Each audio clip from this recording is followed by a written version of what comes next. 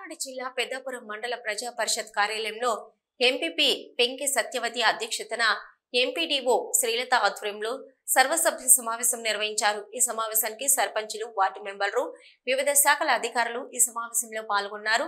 ఈ కార్యక్రమానికి ముఖ్య అతిథిగా పెద్దాపురం నియోజకవర్గ ఎమ్మెల్యే నిమ్మకాయల చినరాజప్ప పాల్గొన్నారు. ఈ సందర్భంగా ఆయన మాట్లాడుతూ సర్పంచులు, వార్డు మెంబర్లు గ్రామాల అభివృద్ధికి పాటుపడాలని, ఏదైనా సమస్యలుంటే అధికారుల దృష్టికి తక్షణం తీసుకురావాలని, సర్పంచులు, వార్డు మెంబర్లు ఏదైనా సమస్య తెలియజేస్తే సత్వర పరిష్కార దిశగా అధికారులు సమస్యను పరిష్కరించాలని ఆయన కోరారు.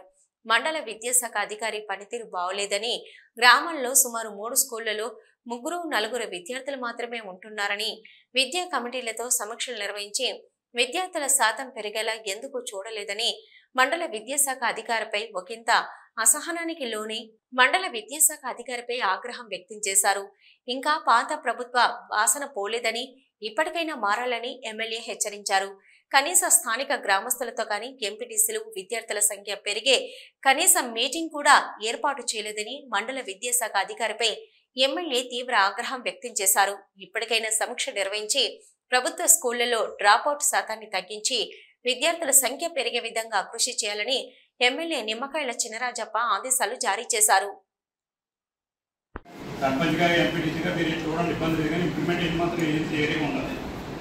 మండలానికి వచ్చినప్పటికి మాత్రం ఆ మండలం గ్రాంట్ కానీ మండలం వర్క్స్ కానీ మీ ఎంపీడీసీలో మీరు చూసుకుంటారు. సర్పంచ్ వచ్చినట్టు సర్పంచ్ గ్రాంట్ తోటి సర్పంచ్ చూసుకుంటాడు. సర్పంచ్ అంటూ ఎవరు వేయనట్టు, మండలంలో ఎవరు వేయనట్టుకూడదు. ఈ వర్క్స్ అని గవర్నమెంట్ ఆ పని చేయించదని చెప్పి ఒక గ్రాంట్ చెప్తున్నాను మీకు. అందరూ కూడా ఈ పనుల్లో అందరిది బాధ్యతే, ఒక్కడే కాదు. ఎంపీడీసీ సర్పంచ్లో చూడొచ్చు, అలాగే ఈ వర్క్స్ చూడొచ్చు. చూడటానికి ఇబ్బంది లేదు. పని జరుగుతుందో లేదా బాగా జరుగుతుందో, నాశనంగా జరుగుతుందో చూడండి తప్పించి అందులో మళ్ళీ ఎంపీడీసీలో గిటీసీలో పెట్టుకుని మన ఆఫీస్ కూడా డెవలప్మెంట్ ఆగిపోతుంది. ఇవాళ స్పీడ్గా పనిచేయాలని ఆలోచన మనము ఎంపీడీసీ సర్పంచ్ గవర్నమెంట్ మన ఇక్కడ మండలంలో కూడా నిధులు ఉన్నాయని చెప్పి నిధులు వచ్చినప్పుడు ఎంపీడీసీ అందరూ కూడా ఇవ్వమన్నా, అలాగే కోఆప్షన్ కూడా ఇవ్వండి. అలాగే మిగిలిపోయి ఉంటే ఏదైనా మన మీటింగ్స్ ఏమైనా 1,50,000 రూపాయలు మిగిలి ఉంటే పూర్తవుతుంటే ఆ డబ్బులు దానికి ఎత్తాలని చెప్పి ఎంపీ గారితో చెప్పాను. ఎందుకంటే మనం పని చేయాలి. ఒక 50,000 ఖర్చు పెడితే బిల్డింగ్ అయిపోతుంటే దానికి అవకాశం ఇవ్వను. ఎందుకంటే దాన్ని 50,000 కోసం బిల్డింగ్ ఆడకూడదు. లేదా ₹1,00,000 ఉన్నాయన్నీ కూడా ఏమైనా ఉంటే ₹1,00,000 పెట్టుబడి క్లీన్ చేసుకుంటే మనకి ఆ బిల్డింగ్ మనకు వస్తుంది. నేను కలెక్టర్ దగ్గరికి వెళ్ళాను.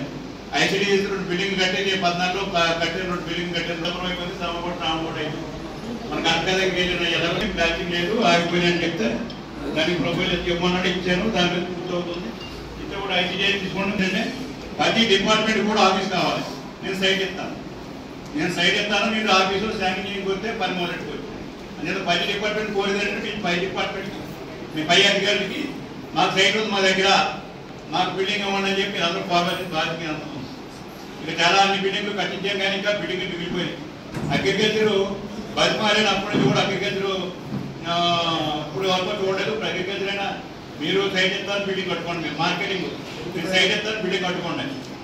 ఇవన్నీ కూడా పెట్టుకున్న ఆఫీసులు ఇవే ఉన్నాయి. లేదా అందరూ కూడా కట్టుకుంటే అగ్రికల్చర్, హార్టికల్చర్ 2 కలిసి పెట్టుకోవచ్చు, ఇబ్బంది లేదు. ఇది 2కి బిల్డింగ్లు ఇస్తాను, నేను సైట్ ఇస్తాను. డబ్బులు మీరు తెచ్చుకోవాలి డిపార్ట్మెంట్ కానీ. అంటే మా దగ్గర ఉన్న డబ్బులు డెవలప్మెంట్ రోడ్లకి ఎందుకు వచ్చి పెడతాం తప్పించి వేరే డైవర్ట్ చేయట్లేదు. ఎందుకంటే మనకి మంచి రోడ్లు రావాలి, మంచినీళ్ళు కావాలి, డ్రైనేజ్ బాగుండాలి అనే దాని మీద మేము ఇప్పుడు వెళ్తున్నాం. కనుక మీరు డిపార్ట్మెంట్ బిల్డింగ్ వరకు కూడా మీరే వర్క్ చేసుకుని మీరే పెట్టుకుని మేము కట్టించుకుంటే మేము రేట్ ఆఫ్ చెప్పి మేము కట్టించి పూర్తి చేసే వరకు చేయండి. రెండోది మన తిరుపతిలో యూపీ స్కూల్ అది మెచ్చి అవ్వడం వల్ల పరిస్థితి వచ్చిందండి. తర్వాత మూడోది జీకేసీ అని కాకరకోటలో స్కూల్ అండి. 4వది కాకరకోటలో నెంబర్ 1 ఎస్సీ పేటలో స్కూల్. ఇప్పుడు ఎప్పుడైనా నేషనల్ వచ్చి పిల్లలు 9 ఉన్నారు, ఎంఈ వచ్చి 9 పిల్లలు ఉన్నారు. సర్పంచ్ కానీ ఎంపీడీసీ కానీ ఆ స్కూల్ కమిటీ చైర్మన్ కానీ ఎప్పుడు చెప్పారమ్మా మీకు? చెప్పవచ్చు అలా పెడతారు స్కూల్ అని చెప్పి మీరు మీటింగ్ పెట్టండి. ఆ 3 సర్పంచ్ ఎంపీడీసీని ఇచ్చని వేస్తానికి ఎగేసి ముందు 4 స్కూల్ వెళ్ళి మాట్లాడి 4 స్కూల్ ఎందుకు తగ్గింది అందరూ ఉంటారు. స్కూల్ కమిటీ ఉండదు, ప్రెసిడెంట్ ఉంటాడు, సర్పంచ్ ఉంటాడు. మీరు మాట్లాడు.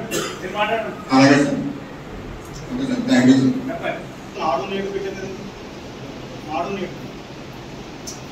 లాస్ట్కి వచ్చేసరికి ఈ పెయింటింగ్లు అయ్యి ఆగిపోయి మెటీరియల్ మాత్రం మీరు మొత్తం ముందు ఏదైతే కొన్ని వస్తువులు ఉన్నాయో ఏ మాత్రం కొన్ని పంపించేసారు.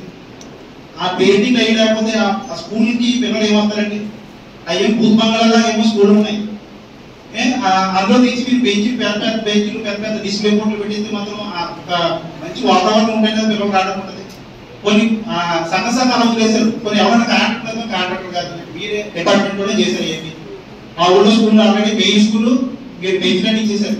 పెయింట్ ఒకసారి ఎలా ఉందో దాన్ని మేము అందులో మొత్తం 2 అడుగులు లోతు ఉంటే దాన్ని మొత్తం గ్రావ తోలించారు. మనం లాస్ట్ స్టేజ్ ఉన్న పెయింటింగ్ వర్క్ ఏంటి అనేది ఒకసారి నాకు క్లారిటీ పెంచవలసిందిగా కలిగారు.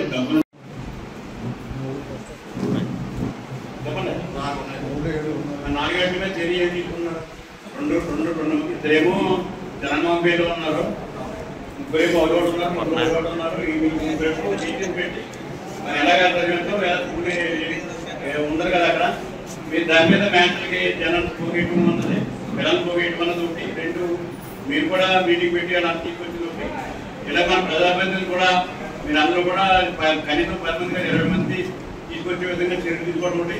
మీరు ప్రజాప్రతినిధులు మాట్లాడుతున్నారా, ప్రజలతో మాట్లాడుతున్నారా సార్ చెప్పండి. 4 స్కూల్ మాట ఏంటంటే 2 స్కూల్ కూడా మనకి 20 రావాలి, ఒక్కొక్క స్కూల్కి 20 మంది రావాలి. సార్ చర్య ఏం చెప్తారు? అలాగే సార్, మనం మీ సూచనలన్నీ పాటించి అందరిలో చర్యలు తీసుకుంటారు సార్.